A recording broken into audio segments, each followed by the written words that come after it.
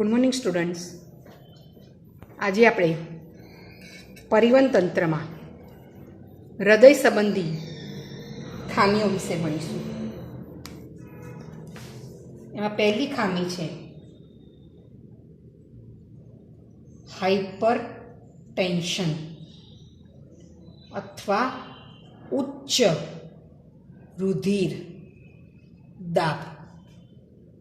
Hyper tension અથવા ઉચ્ચ રુધિર દાબ સામાન્ય માણસમાં જે બીપી આપણે કહીએ તે જ્યારે ડૉક્ટર માપે ત્યારે આપણે સામાન્ય બીપી કહીએ તો 120/80 જોવા મળે. કેટલું? 120/80, જેમાં 120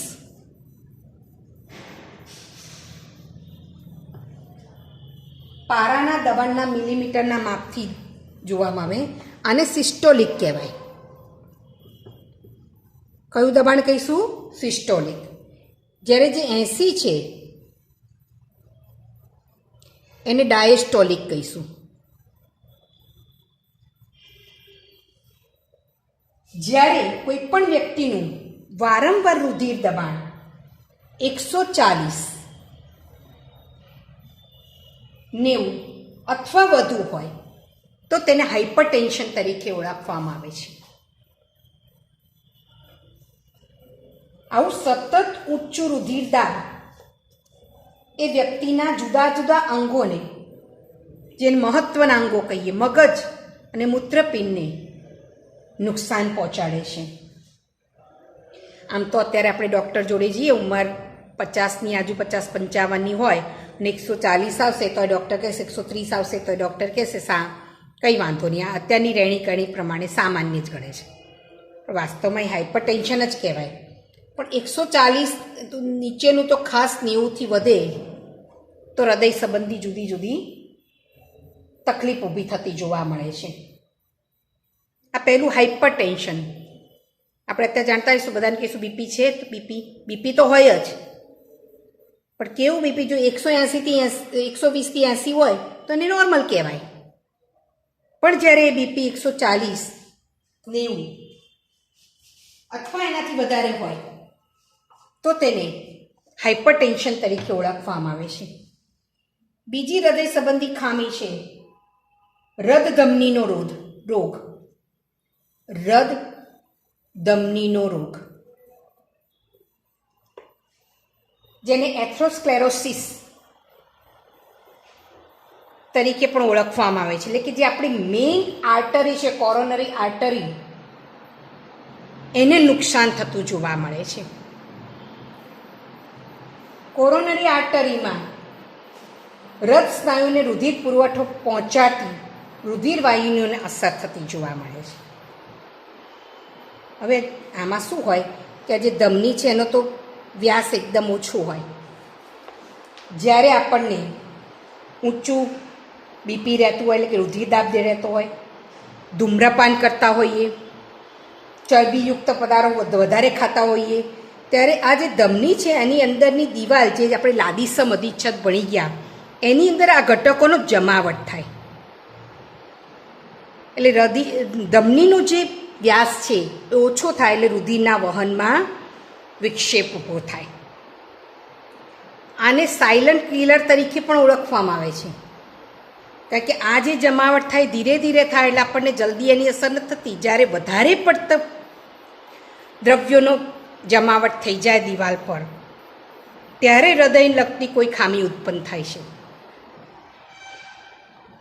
તો બીજો છે રદધમનીનો રોગ. એમાં કેવા ઘટકોનો અંદર જમાવટ થાય? કેલ્શિયમ, ચરબી, કોલેસ્ટેરોલ અને તંતુમય પેશીની જમાવટ થતી જોવા મળે છે, જેને કારણે ધમનીનો વ્યાસ ઘટે અને એને કારણે એમાંથી પસાર થતા રુધિરમાં વહનમાં વિક્ષેપ ઊભો થાય. ત્રીજી ખામી છે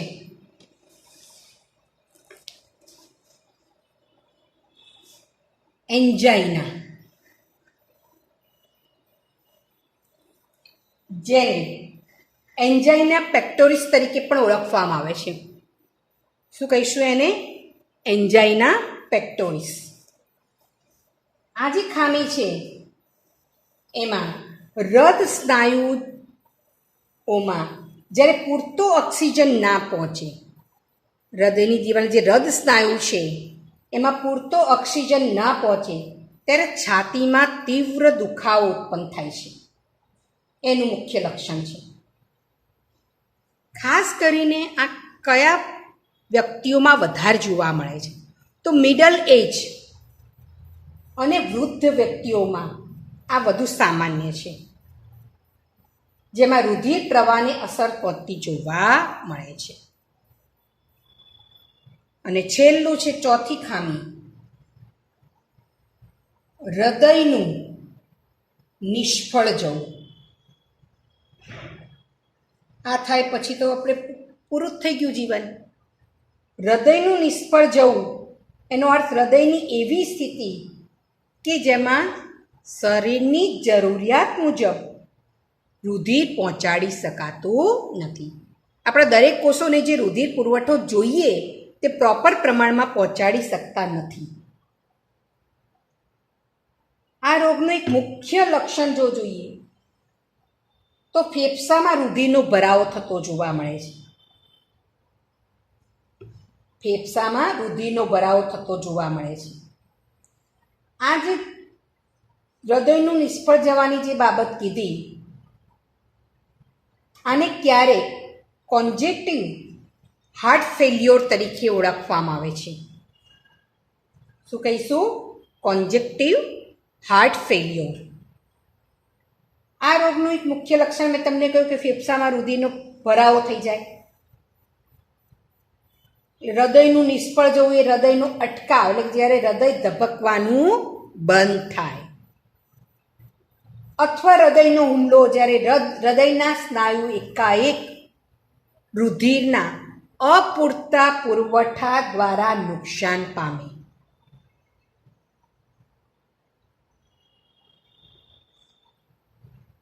તો આ જે બાબત મેં કીધી હૃદયનું નિષ્ફળ જવું, પહેલું હાઇપરટેન્શન, બીજું રક્તધમનીનો રોગ, ત્રીજું એન્જાઇના, ચોથું હૃદયનું નિષ્ફળ જવું. તો આ 4 રોગો સાથે અહીંયા આપણે 18મું ચેપ્ટર પૂરું કરીશું. હવે હું 20મું ચેપ્ટર શરૂ કરું છું. 20મા ચેપ્ટરમાં તમને આ વખતે જે 30% કોર્સ ઓછો કર્યો તમારા માટે, એમાં આગળનું જે બધું ઓછું કરી દીધું, અમુક તમે પેશીમાં ભણી ગયા છો, અમુક જે નથી ભણ્યા એની સામાન્ય માહિતી હું આપી અને કંકાલ તંત્ર તમને શીખવાડું છું. ચેપ્ટર 20મું પ્રચલન અને હલનચલન. તો પ્રચલન અને હલનચલનની વાત કરીએ, દરેકે દરેક સજીવનું અગત્યનું લક્ષણ કયું? તો કે તે હલનચલન દર્શાવે છે. પ્રાણીઓ અને વનસ્પતિમાં જુદા જુદા પ્રકારે આપણે હલનચલનને દર્શાવી શકીએ છીએ. દાખલા તરીકે અમીબા કહું તો અમીબા એકકોષી પ્રાણીઓ છે, તો એમાં જે જીવરસ કોષની અંદર જે જીવરસ સતત પરિવહન પામે છે તેને તેનું હલનચલન કહીશું. કેટલાક પ્રાણીઓમાં પક્ષમાં, કસા અને સૂત્રાંગો દ્વારા હલનચલન દર્શાવે છે. આપણી વાત કરીએ તો આપણા જડબા, પોપચા, જીભ વગેરે હલનચલન દર્શાવે છે. અહીંયા પ્રશ્ન એ થાય છે કે આ 2 શબ્દ આપ્યા છે, પ્રચલન અને હલનચલન. તો હલનચલન ને પ્રચલનમાં ફેર શું? તો હવે હું તમને પ્રચલનની વ્યાખ્યા આપું છું. પ્રચલનની વ્યાખ્યા આપું છું. પ્રચલન એટલે શું? તો જે હલનચલન દરમિયાન સ્થાન અથવા જગ્યામાં ફેરફાર થતો હોય તેને પ્રચલન કહીશું. જે હલનચલન દરમિયાન સ્થાન અને જગ્યામાં ફેરફાર થતો હોય તેને પ્રચલન કહીશું. દાખલા તરીકે દોડવું, ચાલવું, કૂદવું વગેરે જે આપણી ક્રિયાઓ છે તેને આપણે પ્રચલન કહીશું.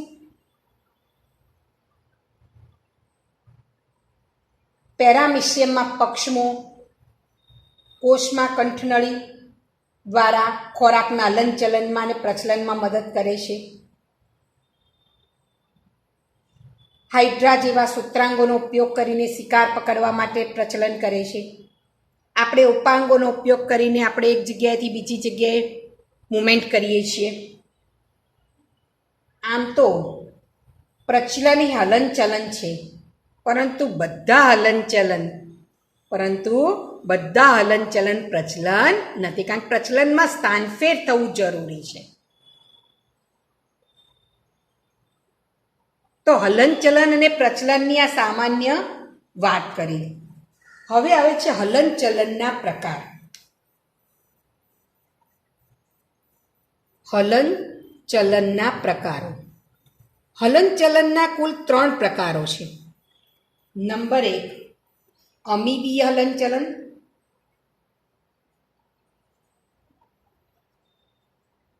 નંબર 2 પક્ષમલ હલનચલન. અને નંબર 3 સ્નાયુલ હલનચલન. હલનચલન કેટલા પ્રકારના જોવા મળે? 3 પ્રકારના. પહેલું કયું કીધું? અમીબીય હલનચલન. બીજું કયું? પક્ષમલ હલનચલન. અને ત્રીજું કયું? સ્નાયુલ હલનચલન. હવે જરા અમીબીય હલનચલનની વાત કરીએ. આપણા શરીરમાં આવેલા જે વિશિષ્ટ કોષો છે, જેને ભક્ષક કોષો અથવા બૃહદ કોષો અથવા માઇક્રોફેજ તરીકે ઓળખીશું, અને રુધિરમાંના શ્વેત કણો એ અમીબીય હલનચલન દર્શાવે છે. અમીબામાં જીવરસ દ્વારા જે નિર્માણ પામતા ખોટા પગોને કારણે જે હલનચલન જોવા મળે છે તે અમીબીય હલનચલન છે. કોષીય કંકાલના કેટલાક ઘટકો, સૂક્ષ્મ તંતુઓ પણ અમીબીય હલનચલન દર્શાવે છે. આપણે અમીબાની વાત કરીએ તો અમીબામાં જે ખોટા પગ છે, આ ખોટા પગ નમે આ બાજુ એટલે આ બાજુ સહેજ ખસશે, પછી પેલી બાજુ કોષરસ નમે એટલે પેલી બાજુ ખોટા પગનું નિર્માણ થશે, અને એ રીતે એની જગ્યા ઉપર મૂવમેન્ટ કરે છે. તો અમીબીય હલનચલન ક્યાં જોવા મળે છે એનું માહિતી તમે લઈ લીધી. ત્યાર પછી બીજું હલનચલન છે પક્ષમલ હલનચલન.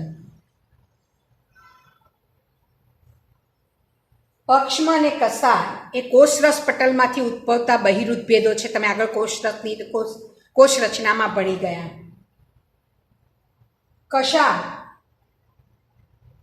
હલનચલન, કસાર દ્વારા જે હલનચલન થાય શુક્રકોષોને તરવામાં, વાદળી, સ્નાનવાદી જેવા પ્રાણીઓમાં નલિકા તંત્રમાં પાણીના પ્રવાહની જાળવણી અને યુગ્લિના જેવા પ્રજીવમાં પ્રચલન માટે મદદ કરે છે. કશા શુક્રકોષોને તરવામાં પક્ષમલ હલનચલન આપણા નલિકામય આંતરિક અંગોમાં થાય છે, જે અંદરની સપાટી પર પક્ષમલ અધિચ્છદ પેશીથી આવૃત જોવા મળે છે. તમે દેડકામાં શુક્રકોષ નિવાપ, અંડવાહીની નિવાપ, એમાં પક્ષમલ અધિચ્છદ જોવા મળે, જે ત્યાં દેહકોષ જળમાં પ્રવાહ ઉત્પન્ન કરે. એટલે જે પણ અંડકોષ મુક્ત કર્યો હોય અંડપિંડે, એ અંડવાહિની નિવાપ દ્વારા અંડવાહિનીમાં પ્રવેશશે.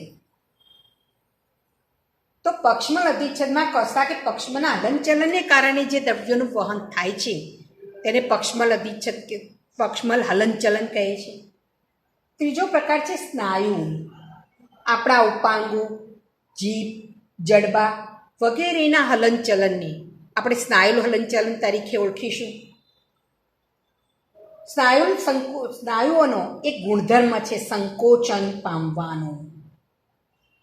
માનવમાં તથા મોટાભાગના બહુકોષી સજીવોમાં પ્રચલન અને અન્ય હલનચલનો ઉપયોગી જોવા મળે છે. આપણને ખબર છે પ્રચલન કરીએ છીએ, હલનચલન કરીએ છીએ ત્યારે જ આપણે આપણી ક્રિયાઓનું નિયમન કરી શકીએ છીએ. તો આ વાત કરીને હલનચલનના પ્રકારોની. હવે આપણે સ્નાયુ વિશે એક સામાન્ય માહિતી મેળવીશું. કેટલા ટકા, કેટલા પ્રકારના સ્નાયુ, એની આગળ વાત કરીએ. સ્નાયુઓ. ચલો હવે સ્નાયુ વિશે. સ્નાયુ ક્યાંથી ઉત્પન્ન થાય છે? મધ્ય ગર્ભસ્તરમાંથી. આપણે ત્રિગર્ભસ્તરી પ્રાણીઓ છે આગળ સમજાવ્યું હતું ને. મધ્ય ગર્ભસ્તરમાંથી સ્નાયુ ઉદ્ભવે છે. મનુષ્યના શરીરનું જે કુલ વજન છે તેમાંથી 40થી 50% જેટલું સ્નાયુ દ્વારા બને છે. આપણા શરીરનું જે કુલ વજન છે એમાં 40થી 50% સ્નાયુ દ્વારા બને છે. ગુણધર્મની વાત કરીએ તો એમાં ઉત્તેજના જોવા મળે છે, સંકોચનશીલતા જોવા મળે છે, વિસ્તૃત થઈ શકે છે અને સ્થિતિસ્થાપકતા જોવા મળે છે. એના મુખ્ય ગુણધર્મ છે. સ્થાનના આધારે આપણને ખબર છે કે આપણે સ્નાયુના 3 પ્રકાર પાડ્યા હતા, જે તમે આગળ ભણી ગયા છો. પહેલો સ્થાન આપણે કંકાલ સ્નાયુ પાડ્યું, જેને આપણે રેખી સ્નાયુ તરીકે પણ ઓળખીએ છીએ. બીજો પ્રકાર પડ્યો કોષ્ઠાંતર સ્નાયુ,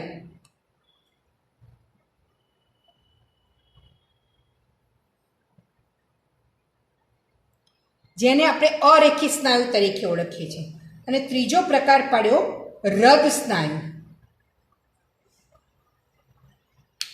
કંકાલ સ્નાયુ જે છે એમાં તમને ઘેરું અને આછું બીમ જોવા મળે છે, એટલે રેખાઓ જોવા મળે છે, એટલા માટે એને રેખી સ્નાયુ પેશી કહે છે. જ્યાં જ્યાં કંકાલ છે, જ્યાં જ્યાં કંકાલ સાથે સંકળાયેલી જે સ્નાયુ છે એ બધા રેખી સ્નાયુ પેશી છે, અને એટલા માટે એને કંકાલ સ્નાયુ પેશી તરીકે ઓળખવામાં આવે છે.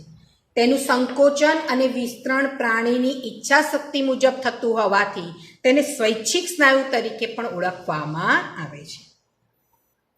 બીજો પ્રકાર છે કોષ્ઠાંતર સ્નાયુ. કોષ્ઠ એટલે પાચન માર્ગનું પોલાણ. આપણા શરીરના જે અંતસ્થ અંગોના પોલાણની અંદરની દિવાલમાં જે જોવા મળે એને કહેવાય કોષ્ઠાંતર સ્નાયુ. આ કોષ્ઠાંતર સ્નાયુમાં તમે આકૃતિ દોરો તો આ પ્રકારની જોવા મળશે, જેમાં ઘેરું અને આછું બીમ જોવા મળતું નથી. આખો સ્નાયુરસ ઘેરા અને આછા બીમમાં ભિન્નન પામેલો જોવા મળતો નથી, એટલા માટે તેને અરેખી સ્નાયુ તરીકે ઓળખવામાં આવે છે. હવે સ્વાભાવિક છે કે આપણા શરીરની અંદર અંતસ્થ અંગોમાં છે, તો અંતસ્થ અંગોમાં હશે તો એ આપણા પ્રમાણે આપણા ઈચ્છા શક્તિ મુજબ કાર્ય કરશે નહીં, તો તેનું સંકોચન અને વિસ્તરણ પ્રાણીની ઈચ્છા શક્તિ મુજબ થતું ન હોવાથી તેને અરેખી સ્નાયુ પેશી તરીકે ઓળખવામાં આવે છે. તેનો દેખાવ લીસા હોવાથી, એટલે કે રેખિત જઈને પટ્ટા ના હોવાથી તેને લીસા સ્નાયુ તરીકે પણ ઓળખવામાં આવે છે. કેટલા નામ કીધા? કોષ્ઠાંતર સ્નાયુ, બીજું અરેખી સ્નાયુ, ત્રીજું લીસા સ્નાયુ, ચોથું અનૈચ્છિક સ્નાયુ અને છેલ્લું હૃદ સ્નાયુ. હૃદયની દિવાલ બનાવતા જે સ્નાયુ છે એને હૃદ સ્નાયુ તરીકે ઓળખવામાં આવે છે. એની રચના રેખિત જેવી જ જોવા મળે, તમે ભણી ગયા. ઘેરું બીમ, આછું બીમ, એક વધારાની રચના જોવા મળે છે જેને આપણે અધિબીમ કહીશું, અને તેનું સંકોચન અને વિસ્તરણ એ પ્રાણીની ઈચ્છા શક્તિ મુજબ ન થતું હોવાથી તેને અનૈચ્છિક સ્નાયુ તરીકે પણ ઓળખવામાં આવે છે. તો આ 3 સ્નાયુની સામાન્ય માહિતી લીધી. હવે પછીનો જે ટોપિક છે રેખિત સ્નાયુ પેશી, જે પ્રાણી પેશીમાં તમે આકૃતિ સાથે સમજી ગયા, એ તમે ફરી વાંચી લેજો. રેખિત સ્નાયુમાં તમને આખી રચના 4 માર્ક્સમાં પણ પૂછી શકે છે. તેની આકૃતિમાં એ બીમ, આઈ બીમ, ઝેડ બીમ, એચ કલા, સ્નાયુ તંતુ ખંડ, સંકોચન અને વિસ્તરણની બાબત, એ બધી જ માહિતી તમારે સમજાવવાની છે. તો રેખિત સ્નાયુ પેશી એ 4 માર્ક્સમાં પૂછાતો ક્વેશ્ચન છે. જે આપણે પ્રાણી પેશીમાં ભણ્યા એ જ લખવાનું છે. સંકોચનશીલ પ્રોટીનની રચના આમ તો નીકળી ગઈ છે, પણ હું તમને સામાન્ય માહિતી એક્ટિન અને માયોસિનની આપીશ, અને પછી આપણે કંકાલ તંત્ર ઉપર જઈશું. સંકોચનશીલતાની ક્રિયાવિધિ તમે સમજી લેજો. સિલેબસમાં, એટલે કે બોર્ડની એક્ઝામમાં નથી, તમારે નીટમાં તો આવવાનું જ છે બધું. તો હવે આવતા લેક્ચરમાં આપણે એક્ટિન અને માયોસિનની રચના ભણી સ્કેલેટન દ્વારા આપણે આખું કંકાલ તંત્ર શીખીશું. Thank you.